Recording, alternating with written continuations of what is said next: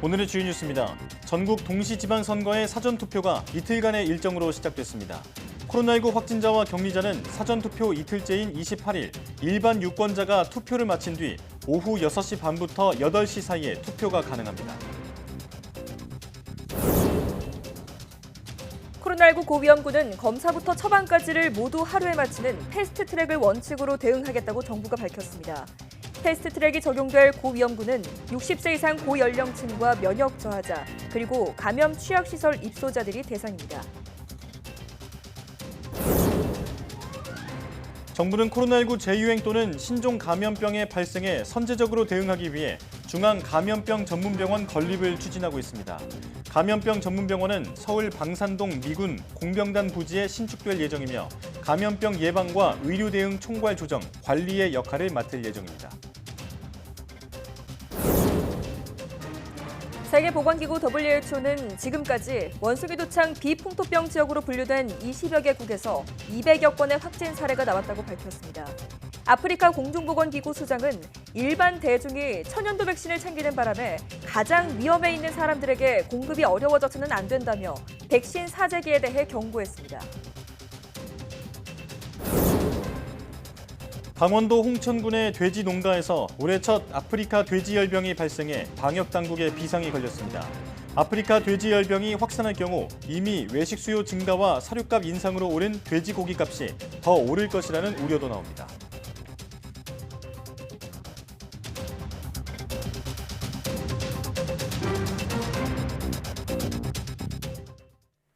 여러분 안녕하십니까? 사이언스 투데이 시작합니다.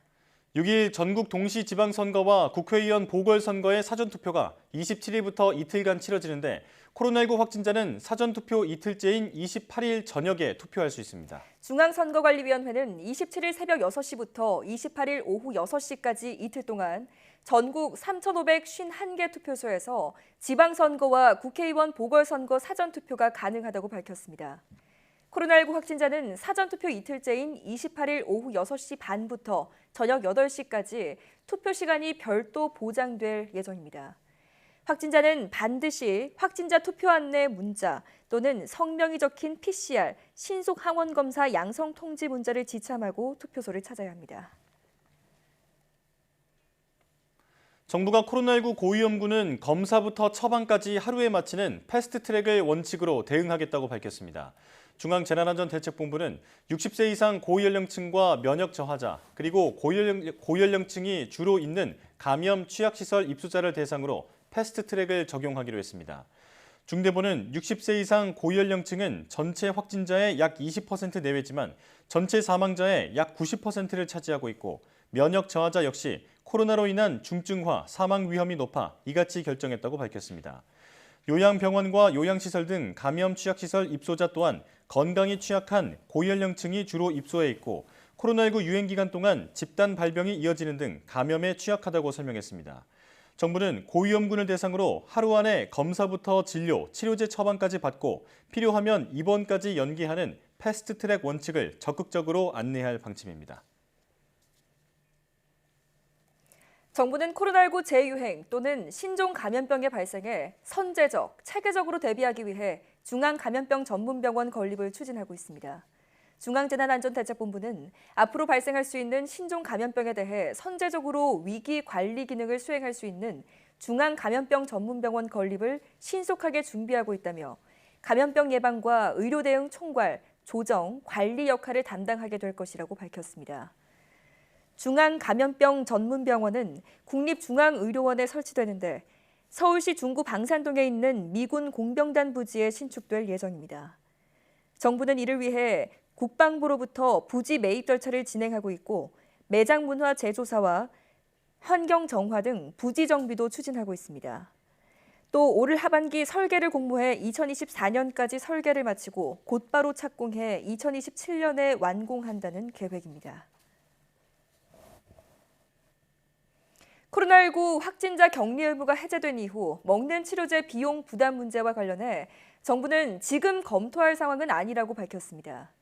중앙재난안전대책본부는 확진자 격리 의무 해제 여부를 상당한 기간 이후 다시 판단하기로 한 만큼 관련 비용 문제를 지금 논의할 건 아니라고 설명했습니다. 현재 코로나19 확진자는 일주일 동안 격리 의무가 부여되고 치료 비용은 국가가 부담하고 있습니다. 앞서 정부는 지난 20일 확진자 격리 의무를 현행대로 유지하면서 4주 뒤에 해제 여부를 결정하기로 했습니다. 격리 의무가 사라지면 치료비에 대한 국가 지원이 중단돼 건강보험 수가 외 본인 부담 비용이 발생할 수 있습니다. 코로나19 먹는 치료제인 팍스로비드와 라게브리오 처방량이 지난 일주일 4,000명분에 달했습니다. 중앙방역대책본부는 26일 오후 6시 반 기준 팍스로비드 누적 사용량이 25만 3,569명분, 재고량은 47만 3,234명분이라고 밝혔습니다. 지난 19일부터 26일까지 재택치료자와 생활치료센터, 감염병 전담병원 입원자 등에 처방된 팍스로비드는 3,348명분입니다. 같은 기간 라게브리오 처방량은 626명분인데 누적 사용량은 2만 1,921명분, 재고량은 7만 9,027명분으로 집계됐습니다.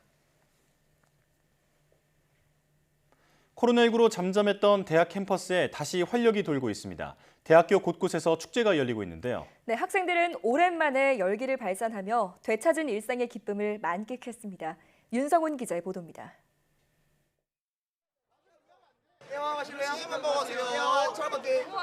일본 안에 건빵 7개 먹기! 목이 맨 상태에서도 정해진 시간 내에 건빵을 먹겠다고 나서고 조심스럽게 물병 세우기에 도전해봅니다. 성공 여부는 중요하지 않습니다. 3년 만에 열린 대면 축제는 학생들에게 소소한 게임 그리고 함께하는 즐거움을 느끼게 해줬습니다. 맨날 연습실에 있으면서 연습하다가 이렇게 코로나가 끝나고 나서 다 함께 이렇게 즐길 수 있는 게 너무 뜻깊은 것 같고, 옆자리에선 학생들이 턱걸이하며 근육을 뽐냅니다. 사회적 거리두기 해제가 특히 반가운 건 운동 동아리 학생들입니다. 운동 동아리로서 코로나로 인해서 많은 운영에 어려움을 겪었는데 이렇게 거리두기가 해제됨에 따라서 이제 축제에서 동아리 홍보도 하고, 근처에 사는 아이들도 축제가 열리는 캠퍼스를 찾아 함께 자유를 누렸습니다. 코로나 때문에 축제도 안 열리고 해가지고 집 밖도 못 나게 하고 해가지고 되게 답답하긴 했는데 오랜만에 축제 오니까 기분이 좋았어요. 저녁이 되자 분위기는 더 뜨거워집니다. 300명이 넘는 학생들이 어깨를 걸고 우위를 다졌습니다. 오랜만에 함께 호흡하고 함성을 외치자 저절로 웃음이 터집니다. 얼굴을 마주하고 한데 모여 식사할 수 있다는 것만으로도 기쁘고 즐겁습니다. 화면에서만 본 친구들과 직접 만날 수 있어서 좀 신기하고 너무 기쁩니다. 야외에서 이제 밥도 이렇게 많은 인원이 먹는 거는 되게 오랜만인 것 같아서 그런 점이 좋은 것 같아요. 젊은 열기로 가득 찬 대학가. 코로나19에서 되찾은 일상이 더 소중하게 느껴집니다. YTN 윤성훈입니다. 다음 달 10일부터 한국인 단체 관광객의 일본 여행이 가능해집니다. 또 한국에서 입국하는 여행객은 일본 공항에서 코로나19 검사를 받지 않아도 됩니다. 기시다 후미오 일본 총리는 외국인 관광객의 입국을 6월 10일부터 재개한다고 밝혔습니다. 코로나19 발생으로 2020년 4월 관광 목적 외국인의 입국을 금지한 지 2년 2개월 만에 다시 허용한 것으로, 다만 코로나19 확산을 막기 위해 당분간 여행사를 통한 단체 관광만 허용하기로 했습니다. 또 다음 달 1일부터 한국과 미국, 중국 등 98개국과 지역에서 오는 이들에 대해서는 일본에 입국할 때 코로나19 검사를 하지 않으며 자택 등 대기도 면제됩니다. 일본 후생노동성은 감염 위험이 가장 낮은 그룹에 한국과 미국, 영국, 중국 등 98개 국가와 지역이 포함된다고 전날 발표했습니다. 돼지에게 치명적인 아프리카 돼지열병이 올해 처음으로 강원도 홍천에서 발생했습니다. 최근 가파르게 상승한 돼지고기 값이 더 오르는 건 아닌지 우려가 커지고 있습니다. 보도에 박홍구 기자입니다.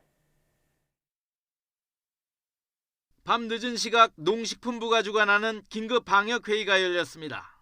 강원도 홍천군에 있는 돼지 농장에서 폐사체를 발견했는데 시료를 분석한 결과 아프리카 돼지열병이 확인됐기 때문입니다. 지난해 10월 이후 올해 첫 발병입니다. 근처 야생 멧돼지한테서 감염된 것으로 추정됩니다. 당국은 해당 농장에서 사육하는 돼지 1,500마리를 모두 살처분했습니다. 다행히 근처 500m 이내에는 돼지 농장이 없어 추가 살처분은 면했지만 강원도 전체 돼지 농장에 대해 임상 검사를 실시하고 긴급 이동 중지 명령도 내렸습니다. 한덕수 총리까지 나서 초동 방역에 만전을 기할 것을 지시했습니다. 당국은 야생 멧돼지의 아프리카 돼지열병 발생 지역이 경기 강원권을 넘어 충북과 경북 지역으로까지 확산하고 있어 매우 엄중한 상황이라고 평가했습니다. 양돈 농장에서의 추가 발생도 좀 우려가 되는 상황입니다. 종사자분들께서 불필요한 외부 활동을 자제해 주시고 부득이 외부 활동을 하시게 되면 반드시 소독하고 환복, 장화 갈아신기 등 아프리카 돼지열병은 돼지고기 가격에도 영향을 줄 것으로 보입니다. 돼지고기는 거리두기 완화 이후 외식 수요가 늘고 우크라이나 사태 등으로 사료값이 올라 한 달 새 가격이 28%나 오른 상태입니다. 더구나 돼지는 번식 주기상 날씨가 더워지는 6월부터 생산량이 급격히 줄어드는 경향이 있습니다. 이에 따라 아프리카 돼지열병까지 확산할 경우 앞으로 돼지고기 수급이 심각한 타격이 있을 것으로 우려됩니다. YTN 박홍구입니다. 세계보건기구 WHO는 원숭이 두창 전파가 계속 증가할 것으로 보인다며 각국이 경계를 강화할 것을 촉구했습니다. 마리아 벤커코브 WHO 코로나19 대응 기술팀장은 현지 시각 26일 화상 브리핑에서 앞으로 더 많은 감염 사례가 나올 것으로 보인다며 각국의 감시 수준을 상향해달라고 요구하고 있다고 말했습니다. WHO는 현재까지 원숭이 두창 비풍토병 지역으로 분류된 20여 개국에서 200여 건의 확진 사례가 나왔으며 의심 건수도 100건을 넘었다고 밝혔습니다. WHO는 그러나 비풍토병 지역의 경우 억제 가능한 상황이라는 기존 입장을 재차 강조했습니다. 미국 보건당국은 현지 시간 26일 지금까지 미국 7개 주에서 모두 9건의 원숭이 두창 발병 사례가 확인됐다고 밝혔습니다. 확진자가 발생한 주는 캘리포니아, 플로리다, 매사추세츠, 뉴욕, 유타, 버지니아, 워싱턴주입니다.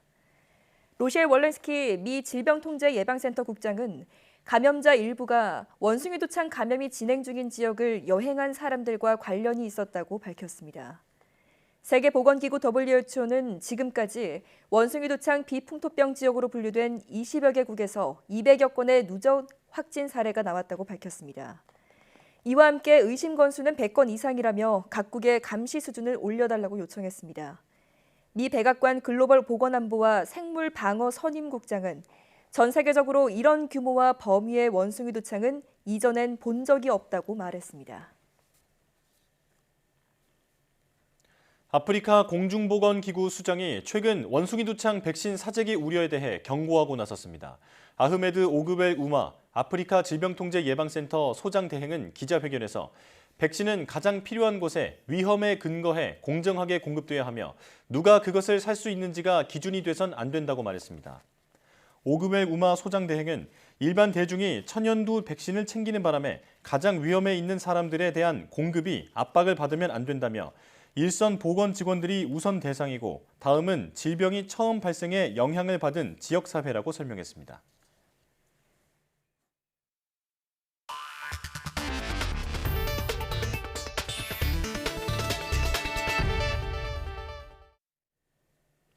면역세포를 이용하는 CAR-T 치료제는 혈액암 분야에서 탁월한 효과를 내고 있지만 종종 암이 재발하는 한계가 있었는데요. 네, 최근 항암 분야에서는 CAR-T 치료제의 재발 위험을 크게 낮춘 새로운 방식의 치료제와 함께 바이러스를 이용해 암세포를 파괴하는 새 치료법도 개발이 한창입니다.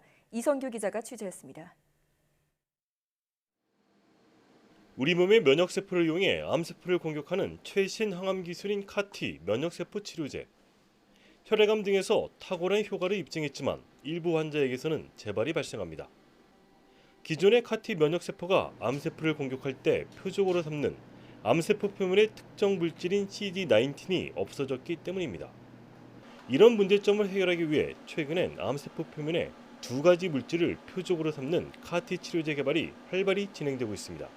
CD19가 없는 암세포, 아니면 CD22가 없는 암세포 이런 것들도 CD19와 22를 동시에 표적하는 이중 CAR-T를 만들게 되면 이러한 가능성들을 상당히 높일 수가 있는 점에 있어서는 한 가지의 해결책이라고 생각이 들고요. 국내 연구진은 최근 이런 방식의 CAR-T 치료제의 특허 출원을 완료하고 곧 인체 임상시험을 진행할 계획입니다. 또 다른 연구진은 바이러스를 이용해 암세포를 파괴하는 이른바 항암 바이러스 치료제를 개발하고 있습니다. 바이러스가 암세포 안에서만 증식하도록 유전자를 조작한 데 이어 인체 면역세포의 면역 반응을 유도하는 치료용 유전자도 바이러스에 넣었습니다. 치료 유전자가 그 항암 바이러스 내부에 있어서 그 항암 바이러스가 증식하면서 이 내부 유전자도 같이 증폭을 하면서 우리가 원하는 치료 단백질을 굉장히 고농도로 암 조직 내에서만 발현시킬 수 있습니다. 연구진은 오는 8월 미국 강국에서 임상시험을 신청할 예정입니다. 암은 한국인 사망 원인 1위지만 종류도 많고 발병 원인도 다양해 아직 남은 과제가 많습니다. 이전에는 없었던 새로운 항암 기술들이 속속 개발되면서 인류의 암 정복을 한층 앞당길 것으로 기대됩니다. YTN 사이언스 이성규입니다.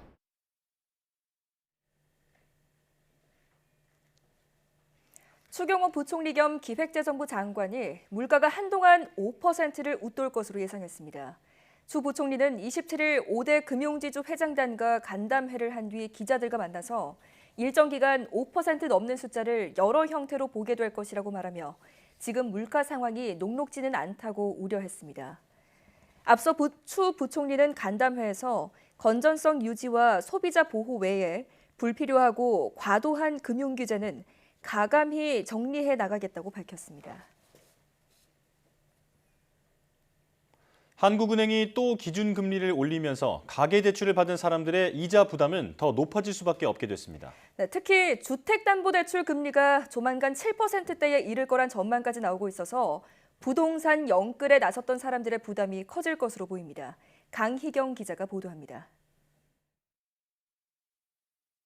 20%씩 올라간다라고 하면 저 같은 서민 입장에서는 임금 인권을 또 찾아볼 수밖에 없고 매월 제가 내던 이자 부담이 60만 원 정도였는데 지금은 이제 100만 원 정도로 올라가면서 부담이 많이 되고 있습니다.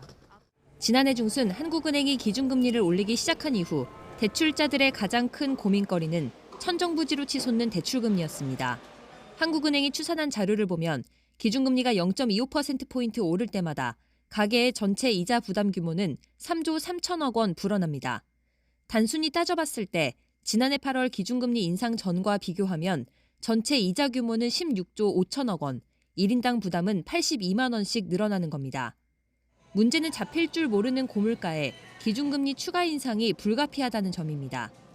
높은 물가 오름세가 상당 기간 지속될 것으로 예상되는 만큼 당분간 물가에 보다 중점을 두고 통화정책을 운영할 필요가 있다고 판단하고 있습니다. 또 기준금리가 오르는 폭보다 대출금리가 훨씬 크게 오르는 만큼 이자 부담은 더 높아질 수밖에 없습니다. 실제 지난해 8월 신규 취급액 기준 가계대출 평균 금리는 3.1%였지만 지난 3월 말에는 3.98%까지 올랐습니다. 기준금리 상승폭의 2배 가까이 오른 셈입니다. 부동산 가격 상승을 기대하며 영끌에 나섰던 주택담보대출 이용자들의 부담은 특히나 더 큽니다. 4대 시중은행이 지난달 신규 취급한 주택담보대출 월평균 금리는 3.84에서 4.37%로 상단 기준으로 한 달 만에 0.05%포인트 올랐고 변동금리 상단은 5%대, 고정금리는 6%대를 이미 돌파했습니다. 주택담보대출 7%대 시대의 현실화 가능성이 언급되는 이유입니다. 추가적인 기준금리 인상이 이루어진다면 대출금리의 상단이 7%를 초과할 가능성은 충분히 염두에 두실 필요성이 있을 것 같고요. 아마 8%에 근접하는 수준까지. 물가를 잡겠다고 기준금리를 올리지만 대출자들의 부담이 점점 한계에 이를 거란 우려도 나오고 있어서 기준금리 추가 인상 폭과 시점을 두고 한은의 고심도 깊어질 전망입니다. YTN 강희경입니다. 국제유가가 공급에 대한 우려가 계속되면서 또 올랐습니다. 현지 시각 26일 뉴욕 상업거래소에서 7월물 서부 텍사스산 원유 가격은 전장보다 3.41% 오른 배럴당 114.09달러로 거래를 마쳤습니다. 이는 지난 13일 이후 가장 높은 것입니다. 여름철 석유 수요가 늘 것으로 예상되는 가운데 유럽에서 러시아산 원유 수입 금지 조치에 대한 논의가 계속되면서 유가에 영향을 미쳤습니다. 산유국들은 공급 우려에도 불구하고 기존 증산 규모를 유지할 것으로 예상됩니다. 정부는 전국적으로 건조한 날씨가 이어지면서 누적 강수량이 평년 절반 수준에 그쳐 가뭄 피해가 우려되는 것과 관련해 재정 지원 등 긴급 급수 대책에 나섰습니다. 농림축산식품부는 최근 2개월간 전국 평균 강수량은 92mm로 평년 강수량의 49%에 불과하다며 전국적으로 영농 가뭄이 이어지고 있어서 급수 지원을 위해 지자체에 25억 원을 긴급 지원했다고 밝혔습니다. 그러면서 25일 기준 전국 저수율은 65.2%로 모내기 용수 공급에는 차질이 없지만 노지 밭작물의 경우 가뭄이 지속하면 생산량 감소 등이 우려된다고 설명했습니다.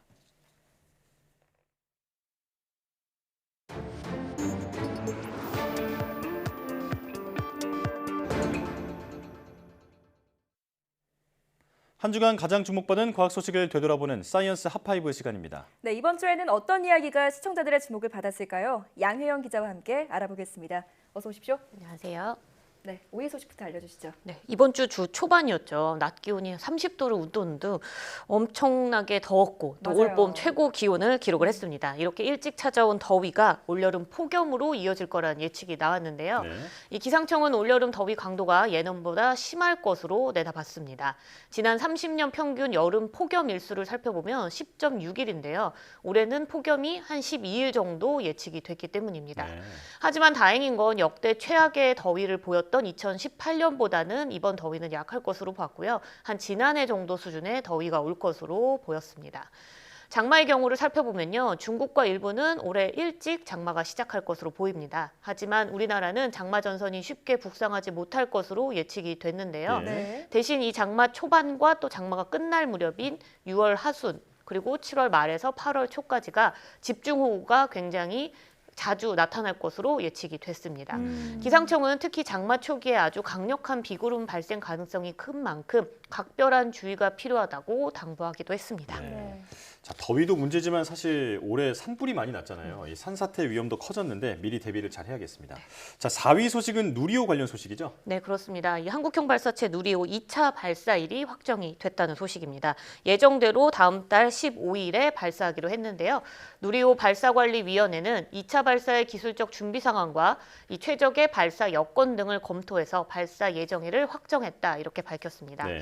이 지난해 1차 발사 때도 이 발사 당일 아침에 이 발사대 상층부에 강풍이 불면서 발사 시각이 1시간 연기가 됐었는데요. 네. 이번에도 이런 돌발적인 기상 상황에 따라서 발사 일정이 바뀔 수 있는 만큼 발사 예비일도 6월 16일에서 23일까지로 함께 설정됐습니다.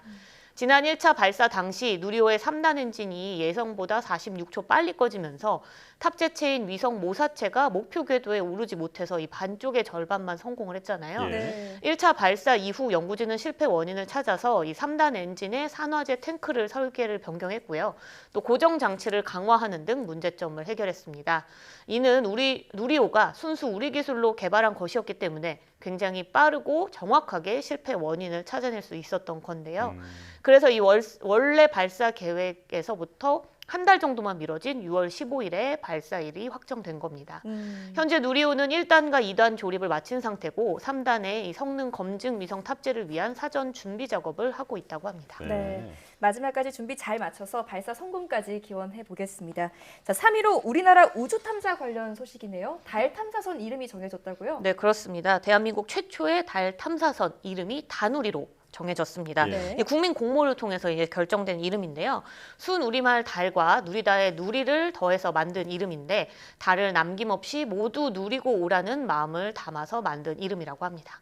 이번 명칭 공모전에는 무려 6만 건이 넘는 이름이 접수가 됐는데 이는 2018년 누리호 명칭 공모전 당시 때보다 6배가 넘는 수준이라고 합니다. 네. 상징성과 참신성, 기억 용이성 등의 기준으로 이 달 궤도선 이름을 심사를 했는데요. 이 블라인드 전문가 평가와 함께 1000명의 국민 선호도 조사를 통해서 최종적으로 결정된 겁니다. 네.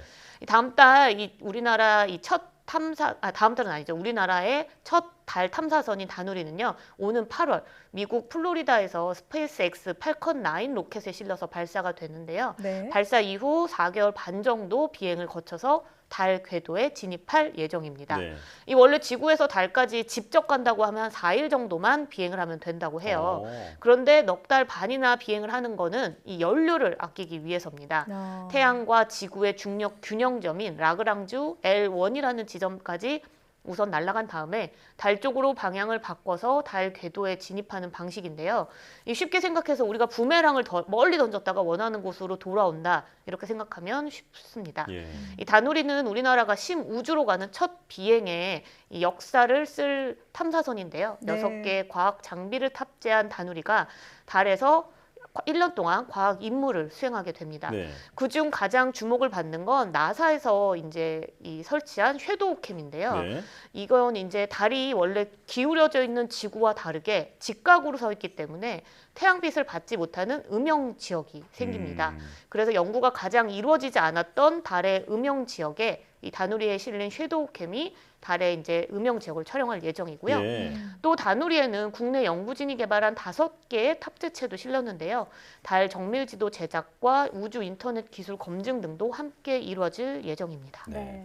달을 남김없이 다 누리고 오라는 의미라고 하셨잖아요. 네. 네, 이름처럼 탐사 임무를 잘 수행했으면 좋겠습니다. 자, 2위 소식은 뭔가요? 네, 이제 오미크론 대유행 이후에 신규 확진자가 굉장히 계속 줄고 있잖아요. 네. 9주 연속 감소세를 이어가고 있는데요.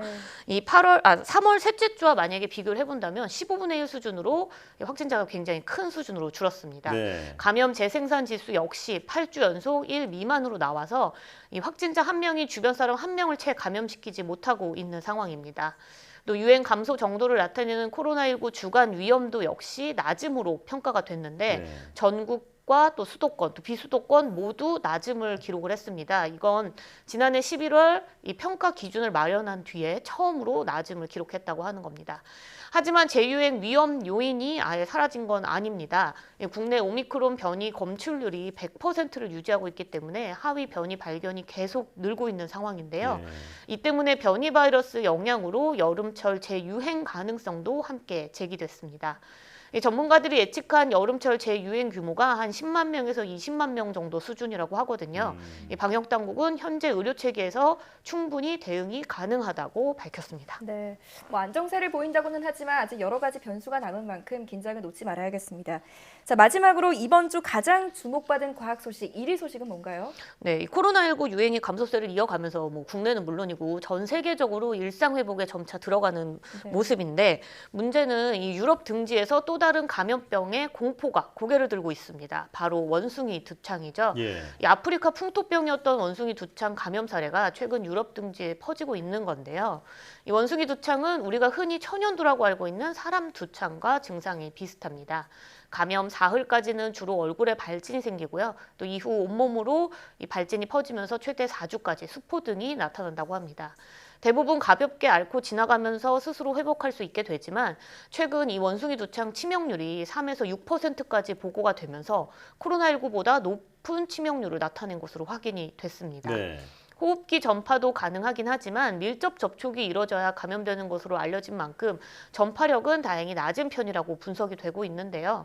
유럽과 북미에서 이 원숭이 두창 유행이 빠르게 퍼지자 WHO는 물론이고 유럽 질병예방통제센터는 지금의 어떤 확산세가 억제 가능한 수준이다 이렇게 밝혔습니다. 이유는 이 확산 상황을 빨리 인지했고 또 격리 등 공중보건수단을 현재 쓸 수 있는 상황이기 때문이라고 설명했는데요. 또 WHO는 이 원숭이 두창이 변이를 일으킬 가능성이 크지 않다고 보고 있다고 밝혔습니다. 우리 방역당국 역시 코로나19와 같은 이 급속한 확산은 국내에서는 없을 것으로 보고 있지만 원숭이 두창의 국내 유입에 대한 관련 감시는 강화하기로 했습니다. 다행히 전문가들은 유행 가능성이 낮다고는 하는데 그래도 유비무환의 자세로 철저하게 대비를 해야겠습니다. 자, 사이언스 핫5 양회영 기자와 함께했습니다. 고맙습니다.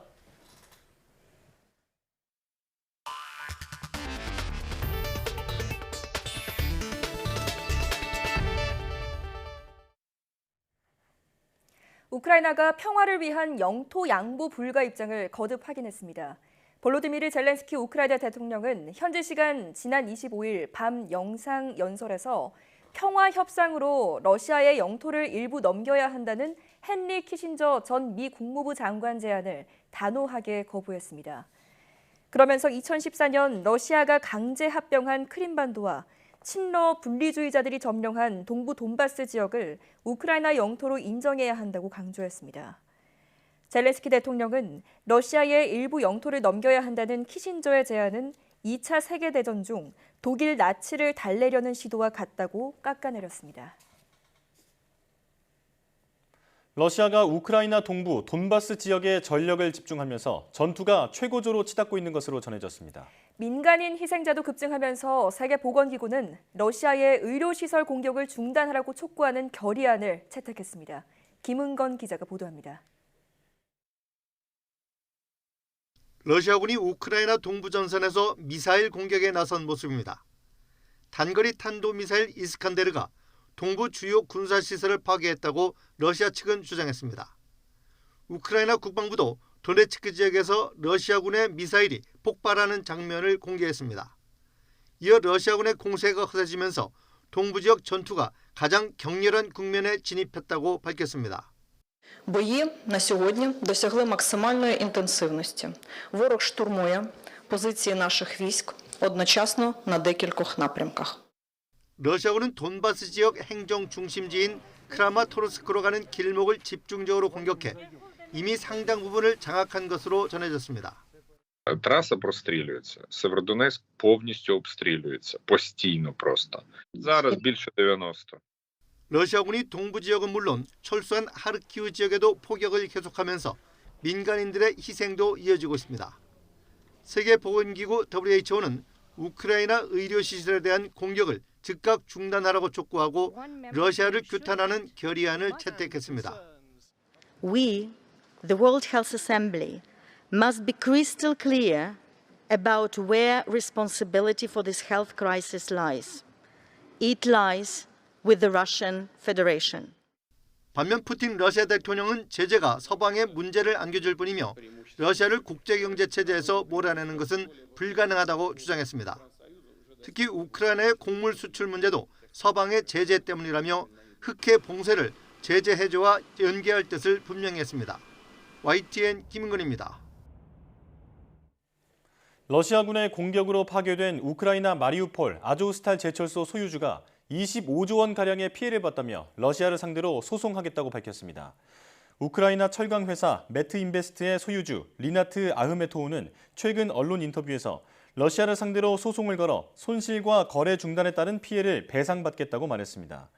아흐메토우는 마리우폴에 있는 또 다른 제철소도 손상됐다면서 러시아 공격으로 발생한 교체 비용이 170억에서 200억 달러, 우리 돈 21조에서 25조 원에 이른다고 주장했습니다.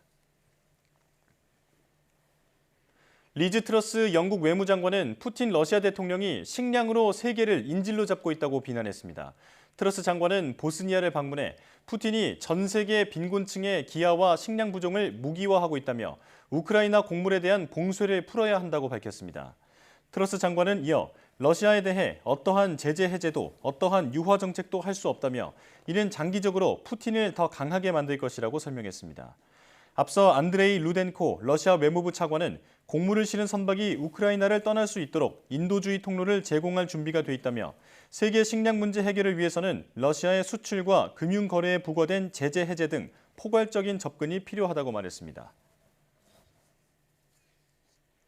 서방이 러시아를 국제경제 체제에서 몰아내는 것은 불가능하다고 블라디미르 푸틴 러시아 대통령이 주장했습니다. 푸틴 대통령은 현지 시각 26일 키르기스스탄 비슈케크에서 열린 옛 소련권 경제협력체의 제1차 유라시아 경제포럼에서 화상연설을 통해 이같이 말했습니다. 푸틴 대통령은 서방이 러시아를 선진 경제권의 첨단 기술 분야에서 밀어내고 싶어 하지만 현대 세계에서 비현실적이며 불가능하다면서 누구도 러시아와 같은 나라를 분리할 수 없다고 강조했습니다. 우크라이나 사태와 관련한 서방의 제재에 대해선 국제금융과 통상규정을 위반하는 것은 좋은 결과를 가져다 주지 않을 것이며 그런 일을 하는 사람들에게 문제를 안겨줄 뿐이라고 주장했습니다. 러시아의 우크라이나 침략 전쟁에 의용병으로 참전했던 이근 예비역 대위가 귀국했습니다. 이 씨는 27일 아침 7시 반쯤 폴란드에서 오는 비행기를 타고 인천공항으로 입국했습니다.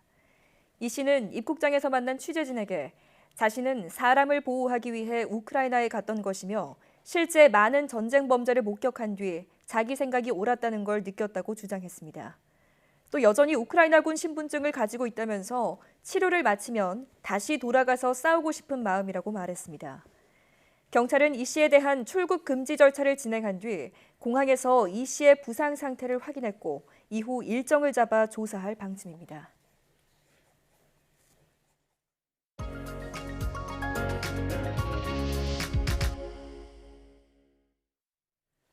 모빌처럼 스스로 움직이는 미술 작품을 키네틱 아트라고 부르는데요. 키네틱 아트 작가마다 작품의 움직임을 예술적으로 표현하기 위해 공학과 물리학 같은 과학적 원리까지 동원한다고 하죠. 네, 키네틱 아트에는 어떤 과학적 원리가 담겨 있는지 사이언스인 아트에서 자세하게 알아보겠습니다. 온라인 아트 플랫폼 누아트의 박수경 디렉터와 함께합니다. 어서 오십시오. 자, 오늘은 움직이는 미술인 키네틱 아트의 탄생 스토리에 대해서 알아보려고 하는데요. 우선 키네틱 아트라는 것이 어떤 것인지부터 설명해 주시죠. 네, 이 키네틱 아트의 키네틱은 영어로 움직이는 이라는 뜻인데요. 네. 글자 그대로 뭔가 움직이는 요소가 포함됐거나 작품 자체가 움직이는 미술을 말합니다. 우리가 거의 태어나자마자부터 보게 되는 그 모빌도 키네틱 아트의 일종입니다. 그렇군요. 자, 오늘 말씀해 주실 작가 알렉산더 칼더가 이 모빌을 처음 만든 것으로 알려져 있는데요. 칼더가 어떤 인물이고 또 어떤 계기로 이 모빌을 만들게 됐는지 설명 좀 부탁드립니다. 네, 우리가 이제 일상에서 흔히 볼 수 있는 그 모빌을 만든 게 바로 알렉산더 칼더입니다. 네. 이 알렉산더 칼더는 원래 기계공학을 전공했던 흔히 말하는 공대생 출신인데요. 이 화가인 어머니와 조각가인 아버지 사이에서 태어났습니다. 이 어릴 때부터 직접 도구나 장난감을 만들었을 정도로 손재주가 좋았다고 하고요. 졸업한 이후에는 여러 가지 일을 해보다가 뉴욕의 미술학교에 입학해서 본격적으로 공부를 시작합니다. 주로 파리에 머물면서 작업을 했는데요. 특히 1927년에 작은 서커스단을 만들어서 공연을 하거든요. 네. 그런데 이 서커스단이 사람으로 꾸려진 게 아니라 철사나 나무 조각, 종이, 그리고 가죽 같은 이런 재료들로 직접 서커스 단원과 동물들을 만든 겁니다. 네. 이 기계 장치로 움직이는 이 독특한 공연이 당시 입소문을 타서 이 사람들이 마룻바닥에 앉아서 관람을 했다고도 하는데요. 이 관람객 중에는 잘 알려진 건축가 르꼬르비지에나 화가 몬드리안도 있었다고 합니다. 네, 훗날 알렉산더 칼더는 이 몬드리안의 작업실에 방문을 하게 되는데 그때 마주친 작품들에서 어떤 굉장히 큰 영감을 받았다고 하고요. 그리고 이것들을 움직이는 조각으로 만들자라는 생각을 하게 됩니다. 네, 처음에는 기계공학과 전공답게 모터로 움직이는 조각을 만들다가 이후에 바람이나 빛 같은 주변 환경을 이용해서 움직이도록 만드는데요. 이 조각을 움직이게 함으로써 당시 미술계에 있었던 고정관념을 깨버린 셈이기도 합니다. 그렇군요. 그러니까 공대생이 새로운 예술의 장르를 개척했다라는 거군요. 자, 그런데 움직이는 작품을 우리가 모빌이라고 부르잖아요. 이 모빌에는 어떤 뜻이 담겨 있나요? 네, 이 모빌이라는 단어는 움직이는 이라는 프랑스어인데요. 앞서 말씀드렸던 마르셀 뒤샹이라는 작가가 알렉산더 칼더의 작품에 모빌이라는 이름을 지어주게 되면서 사용되기 시작했습니다. 이 마르셀 뒤샹은 아마 변기를 활용해서 작품을 만든 유명한 프랑스 화가라고 하면 아실 텐데요. 고슴도치 혹은 병거리 작품으로도 잘 알려져 있습니다. 이후에 알렉산더 칼더는 모터를 통한 반복적인 움직임보다는 바람이나 공기의 흐름 같은 그런 자연현상으로 인한 불규칙한 우연적인 그런 연출을 선호했다고 합니다. 칼더는 후에 공공장소에 모빌이 아닌 움직이지 않는 굉장히 거대한 조각들도 만들게 되는데요. 네. 이 움직이지 않는 조각을 모빌과 대비되는 단어인 스테빌이라고 불렀습니다. 그렇게 칼더의 작품들로 인해서 움직이는 조각과 움직이지 않는 조각의 명칭이 각각 생겼다고 합니다. 또 그런데 이 모빌이 자연적으로 또 움직이는 것처럼 보이게 하기 위해서 다양한 도전을 했다고 들었거든요. 어떤 연구들을 했을까요? 네, 칼더가 초기에 만들었던 모빌은 모터나 크랭크를 활용했는데요. 이 과정에서 모빌이 매번 같은 움직임을 보이는 게 만족스럽지 않았다고 합니다. 이후에는 모빌을 천장에 매달아서 자연스럽게 움직이는 것을 선호했고요. 이 시간이 지나면서 이 방식에도 노련함이 생기기 시작합니다. 이 칼더가 만든 모빌을 보면 크기가 다른 조각이 맥락이 달려있기도 하고 또 어떻게 보면 언밸런스하기도 한데 그 안에서 또 굉장히 균형을 잘 이루고 있거든요. 이 칼더는 다양한 실험을 통해서 어려운 구조의 모빌도 무게의 중심을 두고 또 평형을 잘 이루도록 만들었습니다. 네, 그러다가 점점 더 복잡해진 형태와 모빌에 매달린 조각, 즉 화판들의 움직임을 예상하기 어려울 정도로도 만들거든요. 네. 이 화판의 크기나 무게, 밀도량, 그리고 벡터량 같은 요소들을 아주 다양한 변수로 조합해서 공학적으로도 많은 가능성을 보여줍니다. 네. 언뜻 보기에는 간단해 보이는데 굉장히 창의적인 그런 아이디어와 연구가 이루어졌다라는 걸 알 수 있었는데요. 자, 앞서 잠깐 언급을 하셨지만 그 최초의 키네틱 아트는 마르세 뒤샹의 작품이라고 하는데 이 부분도 좀 설명해 주시죠. 네, 최초의 키네틱 아트로는 아까 잠깐 설명드렸던 마르셀 뒤샹의 자전거 바퀴라는 작품이 있습니다. 네. 이 작품은 등받이가 없는 하얀 의자에 자전거 바퀴가 붙어 있는 어떻게 보면 굉장히 단순한 작품인데요. 당시에 조각도 움직일 수 있다는 아이디어를 보여준 작품이기도 합니다. 이 뒤샹을 시작으로 키네틱 아트 대표 작가로는 오늘 다루는 알렉산더 칼더를 대표적으로 뽑을 수 있습니다. 자, 그렇다면 이 키네틱 아트, 모빌이 좀 미술사적으로 어떤 의미를 가지는지도 궁금합니다. 네, 기존에 멈춰져 있던 조각이나 평면 작품 위주로 국한된 그런 미술계의 새로운 시도였고요. 또 정적인 작품에서 벗어나서 움직임과 3차원적인 입체성이 더해지고 또 4차원적인 시간의 개념까지 결합돼서 단순히 정지되어 있던 오브제에서 벗어나서 끊임없이 변화하는 그런 확장성까지 주었기 때문에 미술사적으로는 당시에 큰 의미가 있었다고 볼 수 있고요. 또 전통적인 개념을 벗어나는 그런 새로운 시도였다고 봅니다. 예. 또 이런 전위적인 시도들로 인해서 지금은 쉽게 전시장에서 접할 수 있는 방식이지만 예를 들면 물이나 안개, 또 불이나 연기 같은 그런 소재를 이용해서 작업을 할 수 있도록 길을 열어준 셈이기도 하거든요. 또 비디오 아트나 다양한 첨단 기술을 활용한 작품들도 생겨날 수 있게 된 그런 발판 중에 하나라고 볼 수도 있습니다. 그렇군요. 자, 기존에 움직이지 않던 그런 예술 작품에 비해서 이런 움직이는 작품들이 또 조금 더 특별한 감동을 줄 수 있을까요? 네, 알렉산더 칼더는 자신이 만든 모빌이 모터에 의한 반복적인 움직임이 아니라 자연 환경에 의해서 우연적으로 또 불규칙적으로 움직여지는 것을 선호했기 때문에 이 보는 이로 하여금 예측할 수 없는 점이 굉장히 흥미로운 부분 중에 하나고요. 또 공간적인 관점에서 봤을 때는 한 곳에 정적으로 존재하기보다는 움직임으로 인한 확장성 때문에 마치 작품과 상호작용하는 것 같은 그런 느낌을 주기도 합니다. 네. 자, 움직이는 3차원의 작품은 사실 또 다각도에서 감상이 가능하니까 더 어떤 말씀하셨던 것처럼 상호작용한다는 느낌을 더 받을 수 있을 것 같은데요. 자, 마지막으로 또 다른 키네틱 아티스트도 좀 더 소개를 해주시죠. 네, 최근 작가 중에는 테오 얀센이 있는데요. 국내에서 전시를 하기도 했었고 비모 유명 해외 자동차 브랜드의 광고에 작품이 나오기도 했었는데요. 이 테오 얀센은 또 물리학을 전공했습니다. 주로 기계 생명체를 주제로 작업을 하는데요. 이 수백만 년 동안 진화해온 곤충의 모습에서 영감을 받았다고 합니다. 이 얀센의 해변 동물 작품은요, 이 전기 동력을 이용하지 않고 바람이나 물 같은 자연적인 힘으로 스스로 움직이기 때문에 기계 생명체라고 부르거든요. 또 재미있는 부분은 이 작품들을 재료나 동작 원리에 따라서 시기별로 글루톤기나 코르다기 같은 마치 우리가 연대기를 나누듯이 나누거든요. 이 작품이 과학적 그리고 물리적, 생물학적으로 진화함에 따라서 단계를 나눈 겁니다. 네, 굉장히 흥미롭고요. 또 국내 작가 중에는 최우람 작가를 소개하고 싶은데요. 이 세계적으로 유명한 키네틱 아티스트이기도 했습니다. 네, 이 최우람 작가도 테오 얀센처럼 주로 기계 생물을 만드는데요. 금속이나 LED 같은 소재들을 이용해서 좀 미래적인 느낌을 주기도 합니다. 이 1990년대 초부터 지금까지 아주 정교한 설계를 바탕으로 그 기계 생명체를 작업했는데요. 이 작품을 통해서 기술 발전에 투영된 인간들의 욕망을 다루고요. 인간 실존이나 공생에 대해서 질문을 던집니다. 네, 또 국립현대미술관에서 MMCA 현대차 시리즈 작가로 이 최우람 작가를 선정해서 다가오는 9월에 전시를 앞두고 있다고도 합니다. 그렇군요. 자, 오늘 그 새로운 예술의 어떤 창을 연 그 키네틱 아트에 대해서 지금 설명을 들어봤는데 듣다 보니까 또 추가적으로 궁금한 게 하나 생겼거든요. 자, 이게 어떤 기술이 발전하면서 새로운 예술 장르가 열린다라는 그 생각이 드는데 지금 주목받고 있는 새로운 미술 양식이라든지 아니면 앞으로 새롭게 등장할 만한 그 형식에는 어떤 게 있을까요? 지금 사실 융합 예술이 굉장히 주목을 받고 있기도 하고요. 네, 지금 이 프로그램의 취지도 그렇지만 과학과 미술을 결합해서 새로운 이제 주제로 작품을 많이 만들고 있습니다. 그렇군요. 또 추가적으로 드릴 질문이 이 키네틱 아트는 사실 감상자들한테 처음 만들어졌을 때 낯선 장르였을 텐데 이 감상자들이 어떤 반응이었나요? 처음 이 장르를 접했을 때? 사실 뭐 모든 시도가 그렇지만 네. 처음에는 굉장히 좀 낯설었겠는데요.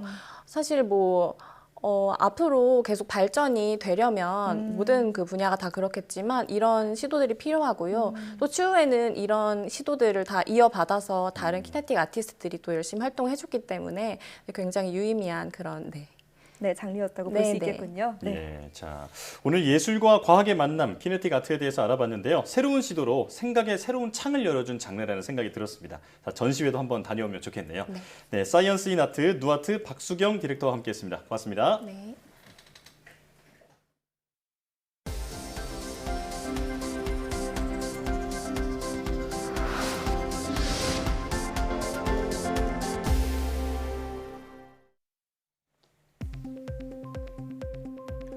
국제연구팀이 약 2000년 전 고대 로마 제국의 도시 폼페이에 살다가 베수비오 화산 폭발로 숨진 사람의 유전자 분석 결과를 공개했습니다.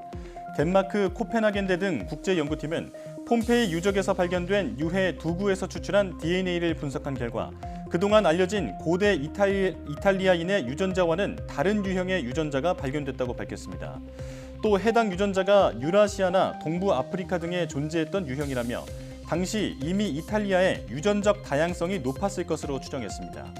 이 밖에도 연구팀은 유해의 척추뼈에 결핵 세균에 감염됐을 때 생기는 흔적이 있었다며 유해가 살아있을 때 결핵성 척추염을 앓았을 가능성이 크다고 추정했습니다.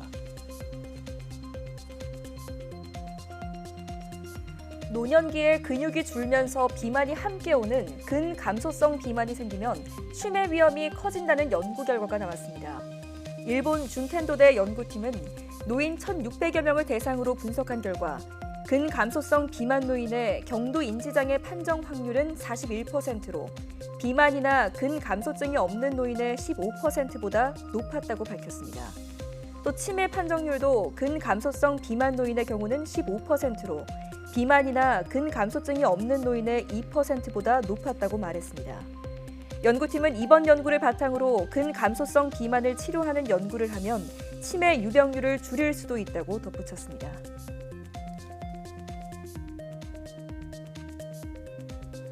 폭이 1mm도 채 되지 않는 초소형 원격 조종 로봇이 개발됐습니다. 미 노스웨스턴대 연구팀은 복잡한 장비나 동력이 없이 레이저 빔을 조사하는 것만으로 움직임을 조종할 수 있는 초소형 로봇을 개발했다고 밝혔습니다.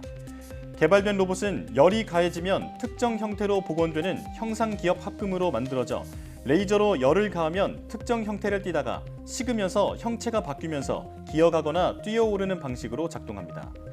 연구팀은 로봇이 작아 열이 식는 속도도 빠르다며 1초에 몸통 절반 길이를 이동할 수 있다고 말했습니다. 또 이번 기술을 이용하면 초소형 로봇이 극도로 좁은 공간에서 임무를 수행하는 세상이 더 앞당겨질 것이라고 말했습니다. 칠레의 한 국립공원에 있는 나무가 5,000살이 넘는 세계 최고령 나무일 수도 있다는 연구 결과가 나왔습니다.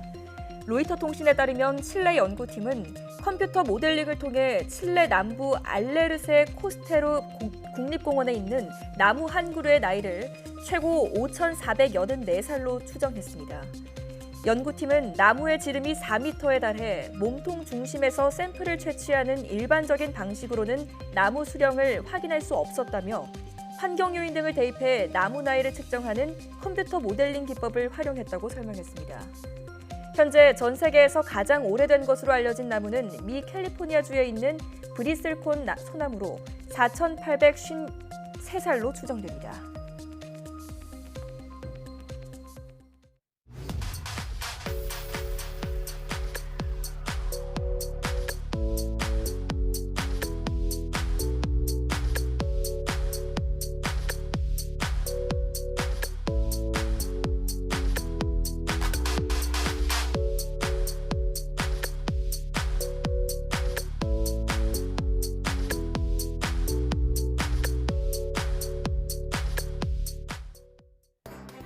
제8회 전국 동시지방선거 사전투표가 이틀 동안 진행되고 있는데요. 지난 대선 때와 달라진 점은 코로나19 확진자도 일반 유권자와 동일한 장소에서 같은 방식으로 투표하게 된다는 겁니다. 다만 시간을 분리해서 일반 유권자들의 사전투표가 모두 끝난 28일 오후 6시 30분부터 90분 동안 투표할 수 있습니다. 또 신분증 외에도 확진자라는 내용을 증명할 수 있는 문자를 지참해야 한다고 하니 소중한 한 표 행사하시는 데 참고하시기 바랍니다. 사이언스 투데이 마칩니다. 함께해 주신 여러분 고맙습니다.